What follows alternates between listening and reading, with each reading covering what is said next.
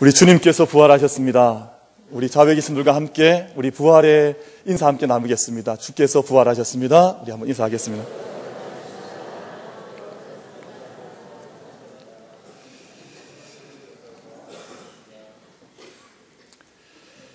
우리 오늘 부활 주일에 특별한 손님들이 우리 교회, 우리 예배당에 이곳에 왔습니다. 누가 왔는고 하니 우리 중등부 친구들이 같이 왔어요. 우리 지금 여러분 앉아 계신 본당에서 제일 오른쪽 편에 우리 중등부 친구들이 같이 우리 아들, 딸들입니다. 같이 와서 예배하고 있는데 우리 한번 박수로 우리 자녀들 한번 맞이하겠습니다.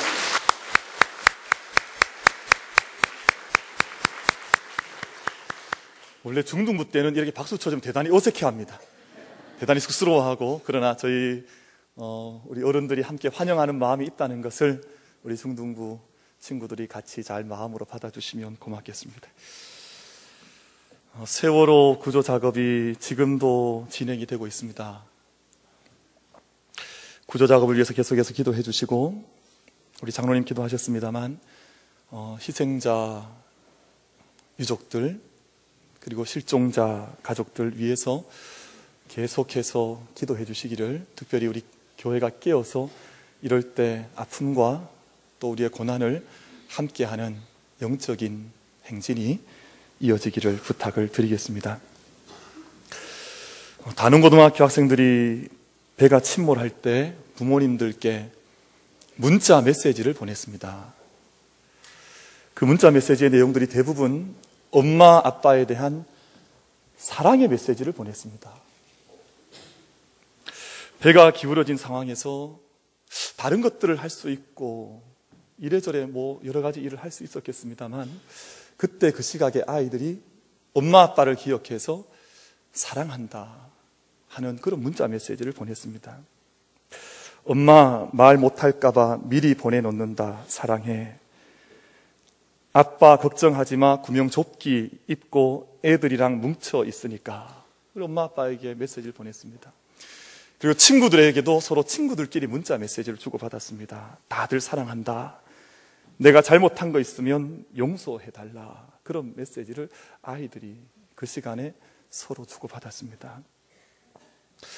여러분, 사실은 이 말은 어른들이, 부모들이, 우리가 자녀들을 위해서 평소에 수없이 해야 하는 말임에도 불구하고 그 시간에 아이들이 자기들끼리 부모님에게 그 메시지를 먼저 보내고 자기들끼리 함께 그 메시지를 주고받았다 하는 것입니다.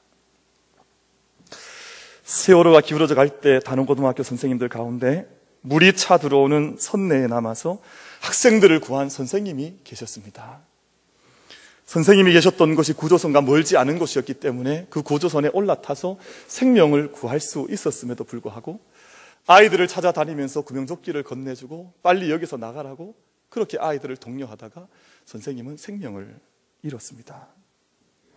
여러분, 생명과 사랑과 헌신이라고 하는, 어쩌면 오늘 우리 시대가 너무나 하찮게 여기는 이런 말들은 우리에게 있어서, 우리 인간들에게 있어서는 절대 가치인 줄로 믿습니다. 사람들이 얼마나 생명을 가짜않게 여겼습니까? 얼마나 하찮게 여겼습니까? 얼마나 사랑을 변질되게 했습니까? 헌신이라고 말하면 그것은 구석기 시대 것처럼 유물처럼 생각하지 않았습니까? 그러나 이 사건을 통해서 우리가 바라보는 것, 생명이라고 하는 것, 사랑이라고 하는 것, 헌신이라고 하는 것, 이 모든 성경의 언어들이 우리에게 절대 가치인 것을 깨달아서 이 생명의 길로 우리가 함께 걸어갈 수 있는 은혜가 우리 모두에게 있게 되기를 간절히 바랍니다. 여러분, 우리가 기도하셔야 됩니다. 생명을 가볍게 여기는 풍조가 이 땅 가운데에서 종식될 수 있도록 기도하셔야 됩니다. 사랑과 헌신이 사라지는 이 땅의 풍조가 우리 믿음의 사람들로부터 사라질 수 있도록 기도해 주시기를 간절히 바랍니다. 지난 주간에 저희는 고난주간을 보내며 주님의 죽으심과 십자가를 묵상을 했습니다. 빌립보서 2장이 말씀하는 바와 같이 주님께서는 근본 하나님의 본체시나 하나님과 동등됨을 취할 것으로 여기지 아니하시고 오히려 자기를 비어 종의 형체를 가지사 사람들과 같이 되셨습니다. 사람의 모양으로 나타나시되 자기를 낮추시고 죽기까지 복종하셔서 십자가에 달리신 주님의 뒤를 한 주간 저희가 따르며 그 자리까지 함께 서는 시간을 가졌습니다. 사랑하는 성도 여러분, 예수님의 대속적인 죽음으로 인해서 우리가 구원을 얻은 줄 믿습니다. 주님의 십자가의 죽음이 아니고서는 우리가 영생을 얻을 길이 없어서 주님께서 우리 대신하여 대속제물이 되심으로, 하나님의 아들이 저와 여러분을 대신해서 돌아가심으로 우리가 영생을 얻은 줄로 믿고, 그 사랑, 그 대속적인 희생을 우리 마음속에 이 시간 심어 놓을 수 있는 은혜가 우리에게 있게 되기를 간절히 바랍니다. 우리는 하나님이 사람이 되신 것도, 종의 형체를 가진 것도, 십자가에 죽으셨다고 하는 것도, 이 모든 것들을 잘 이해할 수가 없습니다. 여러분, 우리의 마음으로, 우리의 지성으로, 우리의 머리로 이 모든 것들을 다 이해할 수 없으나, 우리가 주님의 종되심과 십자가의 죽으심을 우리의 믿음으로 고백하는 가운데 주님의 죽으심과 부활이 우리의 생명이 되고 구원이 되고 능력이 됨을 우리가 고백하며 나아갈 수 있는 우리가 되기를 간절히 바랍니다. 여러분, 예수님의 죽으심은 완전한 죽으심이었습니다.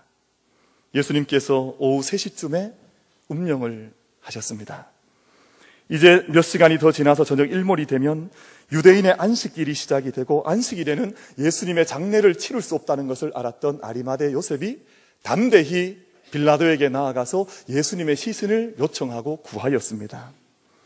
아리마대 사람 요셉이 예수님의 시체를 세마포로 싸서 무덤에 안치시킨 첫 번째 주인공이자 확실한 주님의 죽으심에 대한 증인이 되었습니다. 그리고 빌라도는 죽음에 가난한 당시의 전문가였던 로마의 백부장을 통해서 예수님이 완전히 운명하셨다고 하는 보고를 백부장으로부터 듣게 되었습니다. 그리고 그 십자가 곁에 찾아와서 십자가를 떠나지 않고 십자가를 바라보았던 막달라 마리아와 요새의 어머니 마리아는 그 모든 십자가의 죽으심과 장사의 과정을 곁에서 지켜보면서 예수님께서 죽으시고 장사 지낸 바 되었다고 하는 것을 그 곁에서 직접 목도하는 증인의 여인들이 되었습니다. 여러분, 예수님께서 이처럼 완전한 죽음에 이르신 것처럼 예수님의 부활도 완전한 부활인 줄로 믿습니다. 우리 그리스도인들에게 이 부활은 사활을 걸어야 하는 문제입니다. 오늘 우리의 부활의 감격과 부활의 능력이 우리의 심령을 통치하지 못하면 반쪽짜리 믿음을 살아가는 것입니다. 그리스도의 부활을 분명히 믿기 전까지 그 누구도 온전한 그리스도인이 될 수가 없습니다. 아무리 교회를 많이 다닌다 할지라도, 아무리 빈번하게 예배를 드린다 할지라도 그 부활의 권능이 우리 삶을 다스리지 못하면, 부활의 고백이 없으면 온전한 그리스도인으로 부름받을 수 없다고 하는 말입니다. 주님의 부활을 분명히 믿지 않으며 신앙생활을 하는 것은 모래 위에 집을 짓는 것과 마찬가지입니다. 오늘 우리 중등부 친구들로부터 우리 어르신들에 이르기까지 우리 만민교회의 모든 성도들께서 그 한 사람도 부활의 감격 속에 들어가지 못하는 이가 없고, 부활의 고백과 부활의 증인으로 이 땅 가운데 살아갈 수 있는 은혜가 이 제단 안에 넘치도록 일어나게 되기를 간절히 바라겠습니다. 여러분, 부활을 증언하는 증인들과 부활의 증거가 이 땅 가운데 얼마나 많이 있는지 모릅니다. 먼저 예수님께서 누우셨던 빈 무덤이 부활을 증언하고 있고, 또한 여러 여인들과 주님의 제자들과 500여 형제들이 일시에 주님의 부활을 목도했고, 바울과 같은 자들도 주님 앞에 세움받아서 부활의 증인으로 부름을 받았습니다. 그리고 그토록 지독한 겁쟁이였던 제자들이 어떻게 됐습니까? 예수님의 죽으심, 십자가 지심을 멀리 기표해서 도망갔던 그들이 대로마 제국을 변화시키는 능력자들로, 부활의 증인들로 바뀌어진 것을 바라보는 저희들이 되어야 될 때, 저희들도 그들과 같이 부활의 증인으로 이 자리에 함께 서는 은혜가 있게 되기를 바라겠습니다. 막달라 마리아와 야고보의 어머니 마리아와 또 다른 여인 살로메가 예수님의 시신에 향유를 바르기 위해서 안식 후 첫날 일찍 무덤을 찾아갔습니다. 여인들이 예수님의 부활을 보기 위해서 무덤을 찾은 것은 아니었습니다. 그저 그 여인들은 예수님을 사랑하는 그 마음으로 가난한 자들과 어려운 자들에게 찾아오셔서 사랑의 손길로 보듬으셨던 그 예수님의 죽음을 다시 한번 확인하기 위해서, 이제는 그 주님 앞에 향유를 발라드리고 마지막 고별 인사를 하기 위해서 예수님의 무덤에 찾아왔습니다. 그러나 하나님께서는 예수님의 죽음의 증인이었던 이 여인들로 하여금 부활의 첫 증인이 되게 하셨습니다. 그들이 무덤 앞에 와서 눈을 들어보았을 때 무덤의 문은 이미 열려져 있었고 예수님께서 누워져 있었던, 예수님의 시신이 누워져 있었던 그곳은 이미 비어져 있는 곳이 되어져 있었습니다. 하나님께서 예수님을 사랑하던 여인들로 하여금, 그 사랑하여서 마지막 십자가를 지키며 무덤을 바라보게 하였던 여인들로 하여금 첫 부활의 증인이 되게 하여 주셨습니다. 여러분, 예수님을 사랑하는 자에게는 부활의 증거가 우리의 눈에 명확히 보이게 되는 줄로 믿습니다. 정조 때의 문장가였던 유한군이라고 하는 사람이 인식론에서 이런 말을 한 적이 있습니다. 사랑하면 알게 되고 알게 되면 보이나니 그때 보이는 것은 전과 같지 아니하리라. 하나님은 마지막 십자가와 무덤의 증인이었던 여인들에게 예수님의 부활과 생명을 가장 먼저 보여주셨던 이 사실을 우리가 잊지 않게 되기를 바랍니다. 사랑하는 성도 여러분, 그러면 부활신앙은 무엇이겠습니까? 부활신앙은 우리의 삶의 자리에서 생명의 경이로움과 사랑을 가슴에 간직하며 살아가는 것이 부활신앙입니다. 생명이 얼마나 귀한지, 얼마나 가치 있는지, 얼마나 거룩한 것인지를 가슴속에 품고 간직하면서 살아가는 것이 바로 부활신앙이라고 하는 것입니다. 마가복음은 16장으로 되어 있는 짧은 복음서입니다. 그런데 그 16장의 복음서 가운데 3분의 1에 해당하는 분량이 예수님의 죽으심과 고난에 대해서 증언을 하고 있습니다.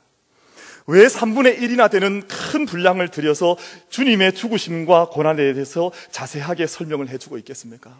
그것은 생명이 얼마나 귀한지를 이야기하고자 하는 것입니다. 생명을 보여주고 생명을 가르쳐주기 위해서 그렇게 많은 분량을 들여서 죽음과 고난에 대해서 이야기하고 있는 것입니다. 여러분, 부활이 얼마나 축복인지를 보여주시기 위해서 주님께서 죽음의 길을 걸어가셨던 것을 기억하면서 우리가 진정 죽음 앞에 서기 전까지는 생명의 가치를 모르는 인간들 아닙니까? 죽음 앞에 서기 전까지는 생명이 얼마나 가치 있는지 그 뜨거운 마음을 놓치고 살아가는 저희들 아닙니까? 우리가 이 부활신앙, 생명을 귀하게 고귀하게 여기는 이 뜨거운 부활신앙을 우리가 가지고 살아가면서 부활의 생명의 그 능력에 참여할 수 있는 부활신앙을 가진 우리 모두가 되기를 간절히 바라겠습니다. 천사는 여인들에게 말하기를 부활하신 주님께서 너희들보다 먼저 갈릴리로 가시나니 전에 너희에게 말씀하신 대로 너희가 거기서 주님을 배우리라, 그렇게 말씀을 해주셨습니다. 예수님은 부활 후에 예수님을 버렸던 제자들을 다시금 갈릴리에서 만나자고 갈릴리에서 그들을 만나기를 초대해 주시고 갈릴리에 먼저 가 계셨습니다. 여러분, 오늘 저희가 부활 주일 예배를 드리고 있고 아름다운 성전에 와서 제가 부활의 주님을 찬미하고 있습니다만, 이 자리에서만 부활의 주님을 만나는 우리들이 아니라 부활신앙을 가진 자들이 주님을 진정 만나야 하는 자리는 어쩌면 거칠고 투박하고 눈물이 있고 고난이 있을지 모르지만 우리의 삶의 한복판에서, 여러분의 삶의 자리 한 그 가운데에서 부활하신 주님을 만날 수 있는 우리들이 되기를 간절히 바랍니다. 그래서 학생들은 학교에서 부활의 주님을 만나셔야 합니다. 시장에서 일하시는 우리의 믿음의 식구들은 시장 한복판에서 주님을 만나셔야 합니다. 가르치는 자들은 강단에서 만나야 하고, 정치인들은 정치하는 그 한복판에서 부활의 주님을 만나야 하고, 우리 모두가 삶의 그 한복판에서, 우리의 갈릴리에서, 우리의 삶의 자리에서 부활하신 주님을 뜨겁게 생명의 가치를 붙들고 만날 수 있는 우리들이 다 되기를 간절히 바랍니다. 여러분, 그래서 부활은 대역전의 날입니다. 모든 것이 뒤집어지는 날입니다. 나는 부활이요 생명이니 나를 믿는 자는 죽어도 살겠고 무릇 살아서 나를 믿는 자는 영원히 죽지 아니하리라, 주님께서 그렇게 말씀을 하셨습니다. 그래서 사도 바울은 죽음을 조롱했습니다. 고린도전서 15장 55절 말씀에서 사망과 죽음을 조롱하고 있습니다. 사망아 너의 승리가 어디 있느냐? 사망아 내가 쏘는 것이 어디 있느냐? 바로 죽음이 죽음의 선고를 받은 날이 바로 주님께서 부활하신 대역전의 날인 줄로 믿습니다. 예수님께서 죽음을 이기시고 부활하셨기에 오늘 우리가 부활 생명을 우리의 마음속에 간직하며 살아갈 뿐만 아니라 언젠가 완전한 부활의 날에 그 부활의 영광 속에 부활의 생명의 그 생명의 날에 우리가 그 자리에 함께 참여하는 우리들이 될 줄로 믿습니다. 이제 부활을 믿고 부활신앙에 참여하는 자들에게 주님께서는 부활의 증인이 될 것을 마가복음 16장 15절에서 부탁하고 계십니다. 또 이르시되 너희는 온 천하에 다니며 만민에게 복음을 전파하라. 믿고 세례를 받은 사람은 구원을 받을 것이요 믿지 않는 사람은 정죄를 받으리라. 그렇게 말씀을 하셨습니다. 결국 예수 그리스도를 믿는 사람들의 삶이 부활을 증거해 나가는 것입니다. 어찌 보면 이 땅 가운데 여전히 고난이 있고 죽음의 그림자가 이 땅 가운데 드리워져 있지만 우리가 고난 있는 삶 가운데에서도 우리가 기뻐하며 소망을 가지며 살아갈 수 있는 우리들이 되기를 간절히 바랍니다. 우리 안에 이미 부활의 능력을 허락해 주시고 부활의 증인 삼아 주신 주님의 은혜가 우리들 가운데 역사해서 우리들이 이 땅 가운데 참된 평안의 삶을 살고 우리가 평강을 놓치지 않고 우리 안에 주시는 주님의 은혜로 인하여 용기를 가지고 살아갈 수 있는 우리들이 되기를 간절히 바라겠습니다. 엠마오로 가던 두 제자는 부활하신 주님을 만나서 주께서 나누어 주시는 떡을 뗄 때 그들의 눈이 밝아져서 부활하신 주님을 바라보게 되었다고 말씀하고 있습니다.